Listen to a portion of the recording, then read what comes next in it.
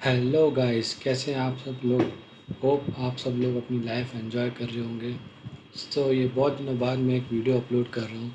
ये वीडियो है कि मैं अब से हर हफ्ते जो भी मैं ट्रेड लूँगा उसका आपको बताऊँगा वो ट्रेड मेरा कैसा गया और मैंने वो ट्रेड क्यों लिया था। हर हफ्ते जितनी भी ट्रेड मैं लेता हूँ सबका रिकॉर्ड आपको दूँगा। आप सोच रहे हैं इसमें मेरा क्या फ़ायदा होगा और आपका क्या फ़ायदा होगा।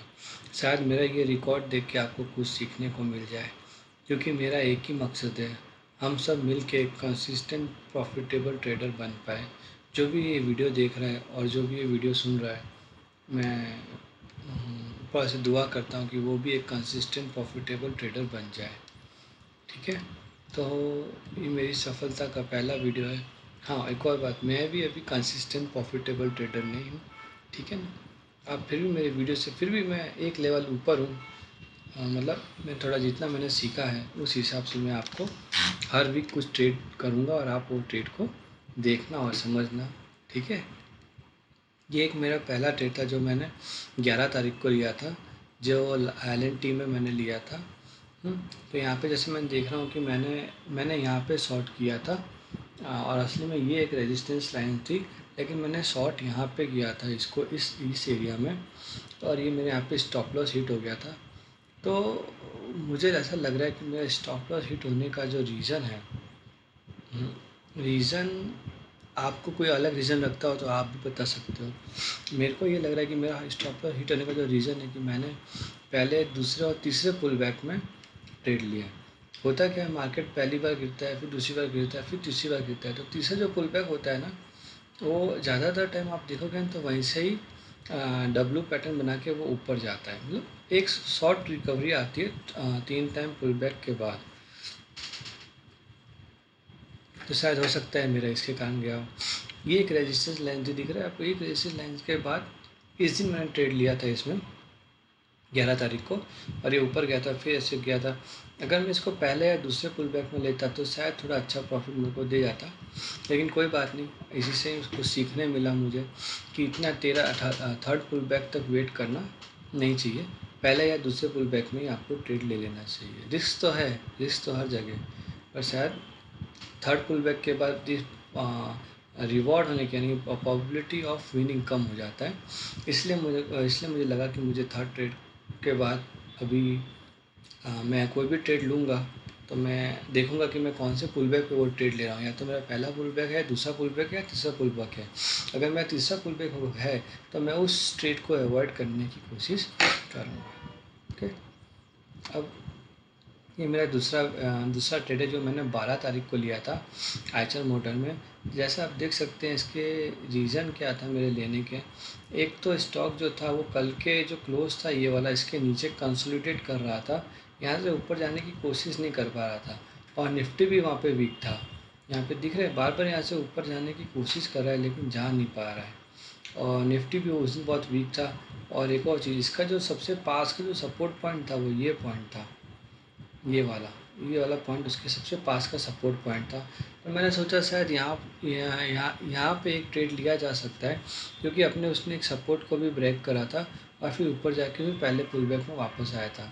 और यहाँ पे छोटा सा स्टॉप लॉस दे के मैं यहाँ पे निकल सकता हूँ, इसलिए मैंने ये ट्रेड लिया था। पहला रीज़न कि स्टॉक कल के क्लोज के नीचे ही कंसोलिडेट कर रहा था, और कल इसमें एक बड़ी रैली आ चुकी थी। तो आज अगर निफ्टी वीक होता तो आज इसमें थोड़ी प्रॉफिट बुकिंग थोड़ी आ सकती थी, क्योंकि इसमें कल सबसे अच्छा ये ऊपर चला था। ये एक मेरा पहला रीज़न था। और मैंने देखा कि जैसे ही निफ्टी वीक हुआ मैंने बोला कि चलो इसमें एक ट्रेड किया जा सकता है, क्योंकि निफ्टी भी वीक है और ये स्टॉक भी अपने सपोर्ट्स को तोड़ रहा है यहाँ पे आके। तो मैंने यहाँ पे आके एक ट्रेड लिया, यहाँ तक का मेरा टारगेट था। अच्छा, अब मैंने क्या गलती करी। मेरा इसके पहले जो एक स्टॉक था उसमें मेरा टारगेट थोड़ा से के लिए यानी समझ 10 पैसे 20 पैसे के लिए रुक गया, बच गया था। तो ये भी आप देख सकते हो कि आप ऐसी एरर ना करो। फिर मैंने टारगेट मेरा पिछले उसमें रह गया था 10 पैसे के लिए, तो मैंने सोचा कि इस बार भी कहीं मेरा टारगेट 10 पैसे के लिए ना रह जाए। तो मैंने उसको जल्दी बुक कर लिया। मैंने बुक कर लिया 2986 पे, यहाँ पे कहीं पे मैंने बुक कर लिया था। और जबकि असली टारगेट था ये यहीं पे मेरा था कि क्योंकि पिछली बार यहाँ से गया था तो मुझे लग रहा है यहीं पे एक सपोर्ट लेगा। तो मैं यहाँ पे छोड़ के यहाँ पे बुक कर लिया, जल्दी बुक कर लिया था। तो ये भी एक बायस होता है जो हमारा दिमाग काम करता है। हमारा दिमाग कैसे काम करता है, जो भी लास्ट ट्रेड आपने लिया हो उसका जो भी रिज़ल्ट आया होगा वो रिज़ल्ट के बेस पे आप अभी के ट्रेड को कंपेयर करने की कोशिश करेंगे। जैसे कि एक बहुत बड़ा टेबल है, जैसे समझ लो आपके लास्ट ट्रेड में अगर स्टॉप लॉस हिट हुआ होगा तो आपको ये डर लगा रहेगा कि मेरा इस ट्रेड में भी स्टॉप लॉस हिट ना हो जाए, है ना। मैंने एक पूरा टेबल बनाया है जिसमें होता है ट्रैप ऑफ रिसेंसी बायस। मैं वो टेबल कभी अपलोड करके आपको दिखाऊंगा कि जो हमारा जो अभी का रिज़ल्ट है वो कैसे दूसरे आने वाले ट्रेड में कैसे वो हमारे दिमाग असर करता है, हमारा दिमाग कैसे काम करता है। वो दो ट्रेड को कंपेयर करने की कोशिश करेगा, बल्कि हकीकत यही है कि दो ट्रेड, आपका अभी का ट्रेड और आपका लास्ट ट्रेड पूरे ही यूनिक है। ये दुनिया की कोई भी ताकत उसको ऐसा नहीं बोल सकती कि दोनों सेम ट्रेड है ना। दोनों ही अलग ट्रेड होंगे, दोनों ही में जो ट्रेडर होंगे वो दोनों अलग टाइप के ट्रेडर्स बैठे होंगे। तो आप बिल्कुल पूरा मूवमेंट यूनिक होता है, हर एक ट्रेड का मूवमेंट यूनिक होता है। तो कभी भी आपका माइंड अगर बाद में ऐसे रिसेंसी बायस में फॉल करे तो उससे कैसे बचना है उसका एक मैं वीडियो आपके लिए अपलोड करूँगा। उससे मेरा भी फ़ायदा होगा, आपका भी फ़ायदा होगा। फिर मैंने जो 13 तारीख को जो ट्रेड लिया था, एक सेकेंड, वीडियो रिकॉर्ड तो हो रहा है ना, ओके। मैंने 13 तारीख को जो ट्रेड लिया था 13 तारीख को जो ट्रेड लिया था वो लिया था मैंने फिर से एल में लिया था।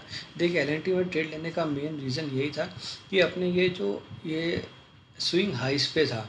स्विंग हाइस पे जब भी मुझे ऐसा मौका मिलेगा कि मार्केट भी गिर रहा है और ये अपनी सपोर्ट टूट रहा है तो मैं इसमें ट्रेड लेता था। इसलिए मैंने 13 तारीख को इसमें ट्रेड लिया था। वापस अपनी रेजिस्टेंस लाइन, जो इस दिन रेजिस्टेंस लाइन थी ना, उसी पे ये बार बार ऊपर नीचे हो रहा था। तो आप ये पूछ सकते हैं कि यहाँ पे भी तो इसने सपोर्ट तोड़ा, आपने यहाँ पे ट्रेड क्यों नहीं लिया। तो यहाँ पे ट्रेड मैंने उस वक्त इसलिए नहीं लिया था क्योंकि उस वक्त निफ्टी है ना, निफ्टी भी कंसोलिडेट कर रहा था, निफ्टी भी अपनी डायरेक्शन नहीं बता रहा था कि मुझे कहाँ जाना है। और इस ट्रेड के बाद हो सकता है ये ऊपर जाता तो भी बहुत तेज़ जाता और नीचे गिरता तो भी बहुत तेज़ गिरता। तो मैं निफ्टी बिल्कुल कन्फ्यूजन में था कि निफ्टी किधर जाने वाला है। अपने निफ्टी की डायरेक्शन क्लियर हो उसके बाद मैं कोई ट्रेड लेता हूँ। तो जैसे ही निफ्टी ने अपनी डायरेक्शन क्लियर करी कि मैं यहाँ से नीचे जाने वाला हूँ, मैंने यहाँ पे एक ट्रेड लिया था। और इसने यहाँ पे उस वक्त इसने भी अपना एक सपोर्ट तोड़ा था यहाँ पे आके, तभी मैंने यहाँ पे एक ट्रेड लिया था। ये मेरा यहाँ पे स्टॉप लॉस था और ये मेरा टारगेट था। मेरा जो पॉइंट था वो अर्ली ये था ओरिजिनल, लेकिन मैं जल्दी ही निकल गया था यहाँ पे। क्यों निकल गया था, यही जो सब चीज़ें हैं जो शायद मैं भी सीख रहा हूँ अभी। और मैं भी शायद अगर मैं इम्प्रूव कर पाया तो मैं आपको भी हेल्प करूँगा कि कैसे इन चीज़ों को अर्ली प्रॉफिट बुक करना और ऐसा सब कैसे इन सब चीज़ों पे हम इम्प्रूव कर सकते हैं, ठीक है। तो यहाँ पे मैंने लिखा भी है कि try to book profit near the earlier support, यानी बैठे रहो आप, आपके सपोर्ट पे आएगा। आप 10 बार बैठोगे तो एक बार ही वो ऐसा यहाँ से इतनी पास से निकलेगा, बाकी 9 बार आपको यहाँ पे आके अच्छा प्रॉफिट दे जाएगा ऐसा। तो ये सब रिसेंसी बायस होते हैं। अपना माइंड जो होता है ना, यहाँ पे जो बोला ये स्ट्रेटेजी कुछ नहीं है, यहाँ पे सिर्फ आपका माइंड गेम है। आपको माइंड को समझना है। और 3 चीज़ें होती है यहाँ पे, एक तो होता है प्राइस होता है, फिर अपना टाइम, यार प्राइस, वॉल्यूम और टाइम, ये 3 चीज़ इंपॉर्टेंट होती है। और सबसे ज़्यादा इंपॉर्टेंट होता है टाइम। आप किस टाइम पे ट्रेड ले रहे हो वो इम्पॉर्टेंट है आपकी प्रोबेबिलिटी बढ़ाने के लिए, ठीक है। उसके बाद मैंने ये 14 तारीख को ट्रेड लिया था HDFC में। अच्छा, यहाँ पे मैंने ट्रेड क्यों लिया था, जैसे देखो मेरे से भी कुछ गलतियाँ होती है, ऐसा नहीं कि मैं भी गलती नहीं करता, मैं भी अपनी गलती से सीख रहा हूँ, ठीक है। तो सबसे पहले मैंने देखा कि ये स्टॉक एक लास्ट सपोर्ट लेवल पे है, यहाँ से ऊपर जाने वाला है। और निफ्टी भी उस टाइम पे रिट्रेस कर रहा था। और तो प्रोबेबिलिटी इसकी ये थी कि ये शायद घूम के अच्छे से यहाँ तक आए, है ना। यूँ गया। अब यहाँ पे निफ्टी देखोगे इस डायरेक्शन से भी निफ्टी यहाँ पे था, तो निफ्टी ने एक बड़ा सा विक बनाया था यहाँ पे ही आके बस। तो मुझे लगा था ये भी इसको तोड़ के ऊपर चला जाएगा, पर ये ऊपर नहीं गया। तो इससे मुझे क्या सीखने मिला, देखो इससे मुझे ये सीखने मिला कि कि कोई भी स्टॉक, ये पहली बार ही इधर पे आया था। इन दिनों में, आजू बाजू के दिनों में आप देखोगे ना, कभी इधर नहीं आया था, बहुत पहले यहाँ पे आया था। तो तो जब भी बहुत पहले वाला जो लेवल होता है ना, उसको वर्क करने के लिए 2 से 3 दिन चाहिए रहते हैं। समझ लो ऐसा लेवल है जिसमें अभी-अभी रिसेंट में आया हो, और एक लेवल होता है जो बहुत पुराना लेवल हो। जो पुराने लेवल को एक्टिवेट होने के लिए वहाँ पे 2 से 3 दिन उसको चाहिए होते हैं कंसोलिडेट करने के लिए। अब कहाँ पे कंसोलिडेट करेगा ये मुझे नहीं पता था। तो मैंने लिखा भी है कि without recent level is a wild guess, probability of success is very thin. यानी कि अगर आपके पास रिसेंट की कोई लेवल नहीं है और आप यहाँ पे वाइल्ड गेस कर रहे हो कि यहाँ से ऊपर जाएगा, तो इसकी होने की चांसेस बहुत कम है, बहुत बहुत थीन है। तो और इंटरडे ट्रेडर्स के लिए तो ये बिल्कुल भी नहीं करना चाहिए, उनके लिए रिसेंट के लेवल बहुत इंपॉर्टेंट होते हैं। जैसे अगर मैंने ये वाला रिसेंट का लेवल ये वाला है, ये लाइन है, यहाँ से मैंने शॉर्ट किया होता, देखो यहाँ पे, तो मेरे को फिर भी अच्छा प्रॉफिट दे जाता है ना। तो मैं बाय करने की वेट कर रहा था, तो बाय करने का गलत नहीं था, लेकिन कैसा हुआ, गलत जगह पे मैंने टाइमिंग बोला। टाइमिंग बहुत इंपॉर्टेंट है, ठीक है। और ये मेरा लास्ट ट्रेड था, जो कि बहुत ही खतरनाक ट्रेड निकला मेरा। आप बोलोगे खतरनाक मतलब क्या हुआ।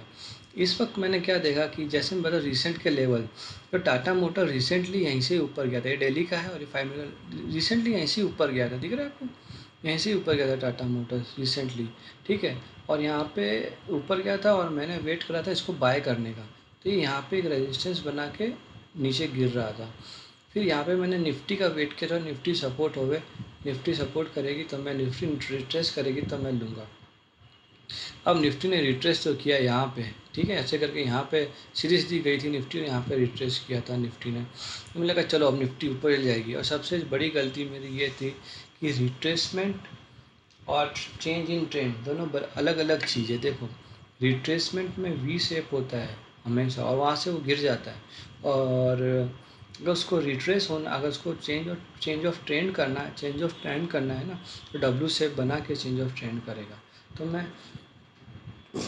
निफ्टी में ये मेरे से मैंने एज्यूम कर लिया कि वी शेप रिकवरी हो जाएगी। वी शेप रिकवरी बहुत कम होती है, बहुत बहुत बहुत कम होती है, उसके चांसेस बहुत कम होते हैं। तो ये डब्ल्यू शेप ही ज़्यादातर मिलेगी आपको देखने को। तो मैंने यहाँ पे गलत ट्रेड सही था, टाइमिंग गलत था। मैंने यहाँ पे बाय किया, मेरा ऐसे चला गया यहाँ पे, फिर देखो कितना मस्त ये ऊपर गया है ना। तो टाइमिंग गलत था। अब टाइमिंग सही करने के लिए जो रेफरेंस कैंडल मानी थी मैंने, इस चीज़ को रेफरेंस कैंडल मानी थी, वो रेफरेंस कैंडल भी मैंने सही नहीं, मेरी रेफरेंस कैंडल भी सही नहीं थी, क्योंकि इसमें भी वॉल्यूम्स इतने थे नहीं। तो मैंने इसमें से क्या क्या सीखा कि अपनी रेफरेंस कैंडल कौन सी है, उस कैंडल का इंपॉर्टेंस होना चाहिए। ऐसा नहीं कोई भी कैंडल को आप रेफरेंस कैंडल बना दोगे और वहाँ से ही ट्रेड ले लोगे। और निफ्टी में वी शेप रिट्रेसमेंट होने के बाद वो फिर से गिरेगा, फिर से डब्ल्यू शेप बनाएगा, फिर ऊपर जाएगा, तभी वो चेंज ऑफ ट्रेंड होगा, वरना वो रिट्रेसमेंट करके नीचे ही गिर जाएगा। ये आप याद रखना, ज़्यादातर वो नीचे ही गिर जाएगा अगर वो वी शेप बना के ऊपर गया है तो। वी शेप बनाएगा, फिर वेट करो उसके आने का, डब्ल्यू शेप बनने का, उसके बाद ही आप ट्रेड लो। क्योंकि देखो मार्केट में टाइमिंग ही सब कुछ है। आप बैठे हो बोर हो रहे हो पर, लेकिन आपको वेट करना, पेशेंसली वेट करना ही सीखना पड़ेगा, ठीक है। ऐसे ही मैं अच्छे अच्छे वीडियो आपके लिए बनाता रहूँगा। आपको कुछ सीखना हो तो मुझे बताना, और जो मैं सीखा हूँ वो मैं आपको सिखाऊँगा कि मैं क्या सीखा हूँ, मैं क्या सीख रहा हूँ। ऐसा तो नहीं बोल सकता कि मैं बहुत बढ़िया ट्रेडर बन गया, नहीं, मैं सीख रहा हूँ, मैं भी हूँ। तो मेरी जर्नी है ये, और मेरा एक ड्रीम है कि मैं पर डे, जैसा मेरा अभी का है 1 लाख का मेरा टारगेट है, 1 लाख पर डे कमाने का, और मैं उसमें अचीव करूँगा। तो ये मेरी जर्नी स्टार्ट होती है आज से, और आप सब लोग मेरे साथ हैं इस जर्नी में। आपको जो कुछ भी मुझसे पूछना हो आप पूछ सकते हैं, और मैं आपकी ज़रूर हेल्प करूँगा इसके लिए। Thank you.